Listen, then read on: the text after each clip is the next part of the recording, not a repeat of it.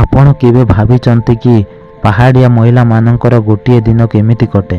ଆଜି ସହରର ଜଣେ ଝିଅ ନିଷ୍ପତ୍ତି ନେଲା ଯେ ସେ ଗୋଟିଏ ଦିନ ପାଇଁ ସମ୍ପୂର୍ଣ୍ଣ ପାହାଡ଼ିଆ ବୋହୂ ଭଳି ଜୀବନ ବଞ୍ଚିବ।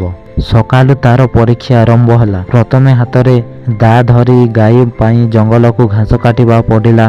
ଆରମ୍ଭରେ ସେ ଭୟ ପାଉଥିଲା, କିନ୍ତୁ ଶାଶୁ ଓ ପରିବାରର ସହଯୋଗରେ ଧୀରେ ଧୀରେ ଘାସ କାଟିବା ଶିଖିଗଲା। ତାପରେ ମୁଣ୍ଡରେ ଭାରୀ ଘାସର ଟୋକରି ବୋହି ଘରକୁ ଫେରିଲା। ତାପରେ ଝରଣାରୁ ପାଣି ଆଣିବା, ଜାଳେଣୀ କାଠ ସଂଗ୍ରହ କରି ଚୁଲାରେ ନିଆଁ ଜଳାଇ ଚା ବନେଇବା। ଧୂଆଁରେ ତାର ଆଖିରୁ ଲୁହ ଆସୁଥିଲା, କିନ୍ତୁ ସେ ହାର ମାନିଲା ନାହିଁ। ପରିବାରର ତାର ହାତରେ ପ୍ରଥମ ଚା ପିଇ ପ୍ରଶଂସା କରିବା ପରେ ତାର ମୁହଁରେ ହସ ଫୁଟି ଉଠିଲା।